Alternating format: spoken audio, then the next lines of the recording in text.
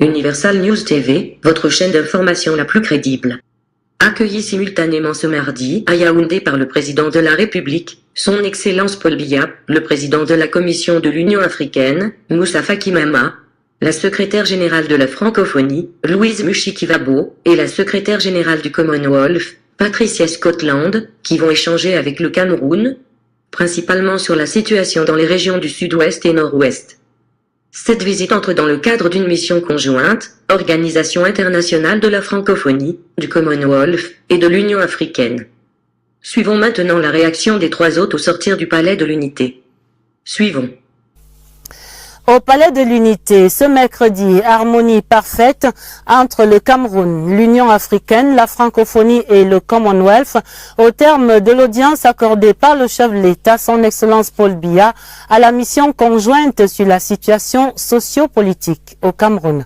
La mission est constituée du président de la commission de l'UA, Moussa Faki Mahamat, et des deux secrétaires générales de l'Organisation internationale de la francophonie, Louise Mushikiwabo, et du Commonwealth, Patricia Scotland. Pendant cette audience, les quatre hautes personnalités ont eu des entretiens sur les voies possibles du retour à la paix dans ces deux régions du Cameroun. Reportage au Palais de l'Unité. Yves-Marc Mouzo.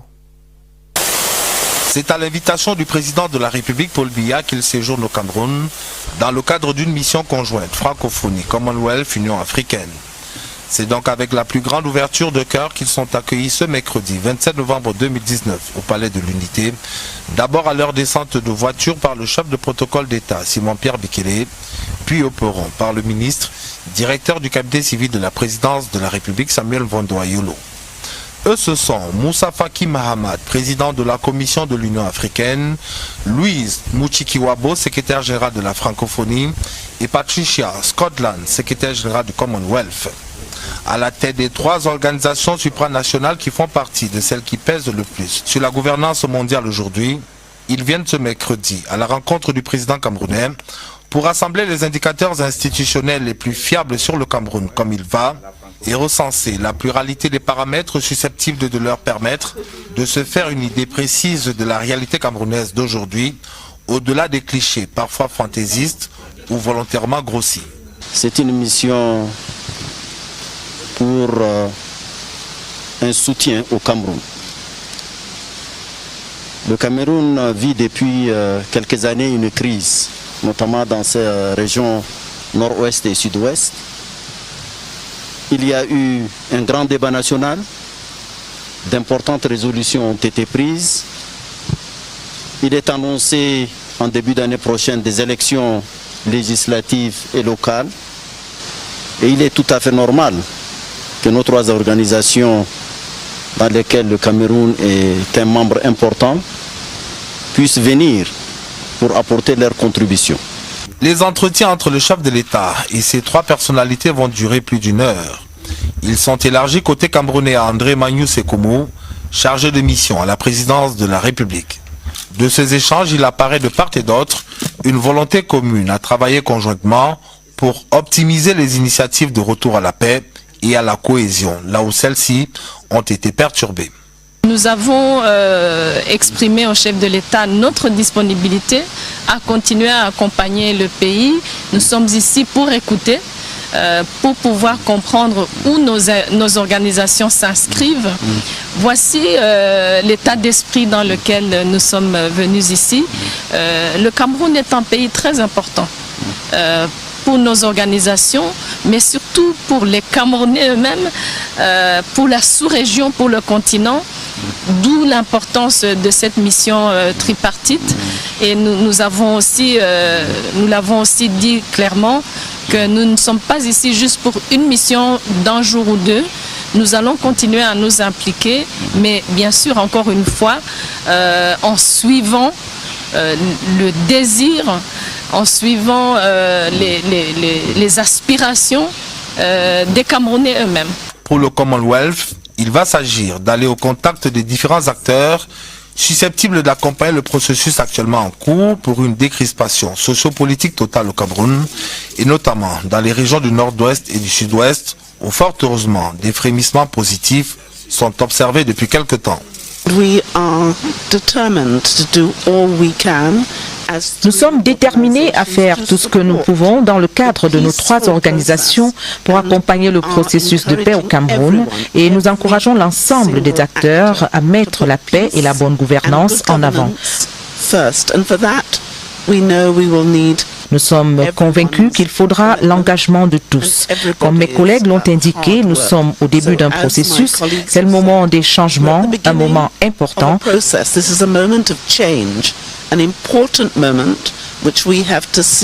Nous avons besoin des concours de tous pour saisir cette chance et la soutenir dans la paix, la bonne gouvernance et dans un esprit de solidarité. Nous avons eu l'opportunité de parler au chef de l'État, au Premier ministre, mais nous irons également à la rencontre des autres acteurs, les partis politiques, les acteurs de la société civile. Nous allons les écouter attentivement pour recueillir leur point de vue afin d'avoir la meilleure photographie de la réalité qui va nous permettre de mieux assister le Cameroun. Fidèle à sa tradition d'hospitalité, le président Biya va remettre à chacune de ces 3 personnalités un cadeau souvenir, en l'occurrence des objets d'art en bronze, symbole du génie camerounais. Un génie qui a jusque-là permis au pays de Paul Biya de résister courageusement au complotisme et aux jeux complexes de certains réseaux. Avant cette audience au Palais de l'Unité, la délégation tripartite Union africaine, Organisation internationale de la francophonie et Commonwealth a eu des échanges avec le Premier ministre chef du gouvernement Joseph Dion Ngouti.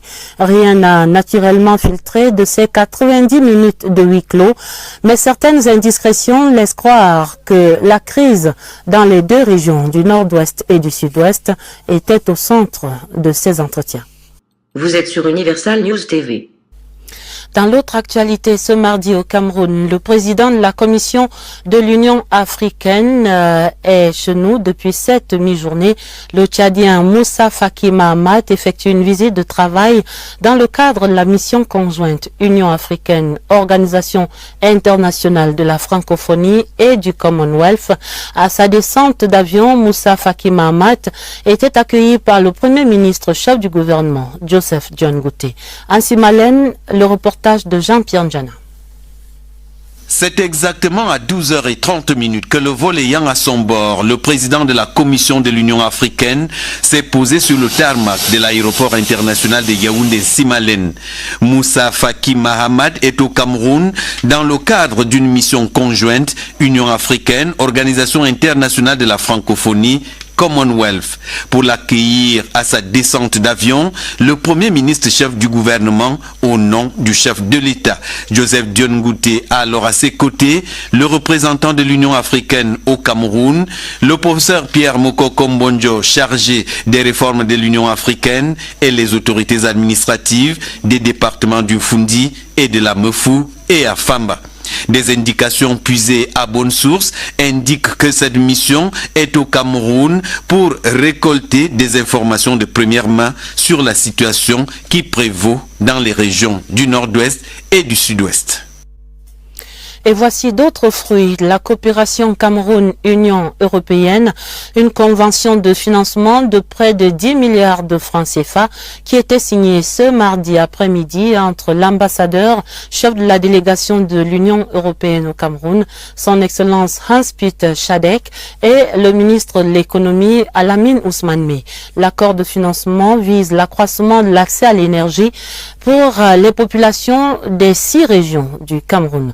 Le reportage de Eugène Bey. Le projet d'électrification rurale et d'accès à l'énergie au Cameroun prendra corps dans les toutes prochaines années dans 6 régions du pays. La signature de la convention de financement entre les parties camerounaises et européennes est désormais une réalité. Nous sommes heureux de procéder à la signature d'une convention de financement concernant un projet d'électrification rurale qui va essentiellement concerner les régions de l'Adamawa et du Nord pour apporter d'électricité, la connexion au réseau national pour environ 115 000 ménages. L'impact transformationnel sur l'électrification rurale ainsi engagé concernera plus de 100 000 ménages dans toute la partie septentrionale, dans les régions de l'Est, du Sud-Ouest et du Nord-Ouest, grâce à l'appui des partenaires techniques et financiers du Cameroun. Cette coopération riche et diversifiée va se poursuivre dans l'esprit d'une rénovation de la stratégie nationale de développement compte tenu du contexte de 2020 qui donnera donc au Cameroun et à l'Union européenne l'occasion de reparcourir le cadre de cette coopération en question. Plusieurs secteurs bénéficient du soutien de l'Union européenne dans le cadre donc de la mise à disposition des ressources, l'accompagnement en matière de réformes structurelles et le redressement économique et financier de notre sous-région sur la base des appuis budgétaires que nous apportent nos partenaires techniques et financiers de développement. Le chef de la délégation de l'Union européenne a rassuré la partie camerounaise de sa constante sollicitude malgré les changements intervenus ces derniers temps à la tête de l'Union européenne. The Chinese ambassador to Cameroon has reiterated his country's readiness to defend Cameroon in every international organization. Ambassador Wang Yinghu was speaking yesterday after an audience at the Ministry of External Relations. He was captured on interview by our international correspondent Charles Ebounet. Take a listen. Nous avons aussi parlé de la coopération. We also talked about cooperation at international organizations, at the bilateral and multilateral levels. We emphasized the importance of the sovereignty of states at the international level. As you know, there is the principle of mutual respect among states internationally. Et nous pensons que ce grand dialogue national. We think that the major national dialogue will play a significant role to end the current troubles in the country. Nous soutenons aussi le Cameroun. We also support Cameroon on her battle against foreign interference in her internal affairs.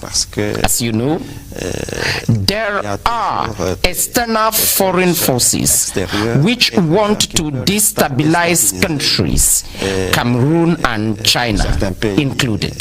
Y compris le Cameroun et y compris la Chine aussi. Vous êtes sur Universal News TV. La politique dans le journal, l'entrée en scène ce mercredi du Conseil constitutionnel dans le processus pour les législatives du 9 février 2020. Le dépôt des déclarations de candidature est enclenché au greffe de la haute juridiction. On annonce déjà plusieurs candidatures enregistrées. Nous faisons le point avec Thérèse Yolande-Dima. Un lieu très fréquenté depuis ce mercredi par les partis politiques dans l'optique des élections législatives du 9 février 2020, le greffe du Conseil constitutionnel. Les mandataires des candidats au scrutin y déposent les copies des déclarations de candidature comme le prévoit le Code électoral à son article 164 alinéa 2. Au rang des mandataires, reçus par le greffier en chef, Maître Amadjoda, une forte délégation du comité central du Rassemblement démocratique du peuple camerounais, le RDPC, conduite par Ibrahim Talbamala, le secrétaire à l'organisation du parti. Nous sommes venus au Conseil constitutionnel pour déposer, transmettre nos dossiers après avoir passé tout le processus de présélection, de choix de nos candidats, mais aussi d'investiture notamment ici pour suivre le processus électoral. Nous avons un bon espoir que l'ensemble de nos 180 dossiers concernant les 180 députés par la circonscription sont bien préparés. Le processus ici est très simple et se décline en 4 étapes.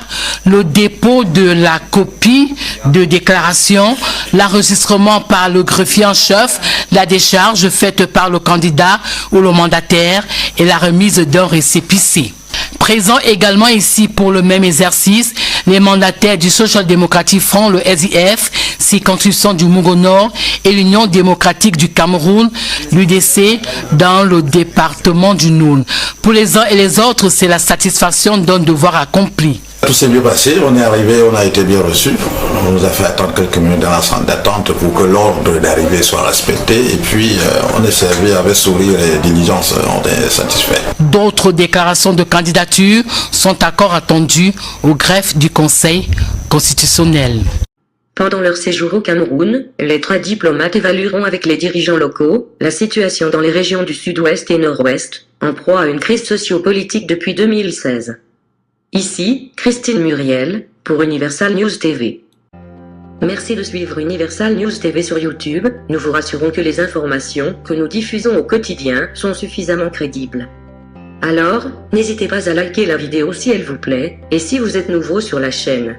N'oubliez pas de vous abonner et d'activer la cloche de notification pour ne pas rater nos prochaines vidéos.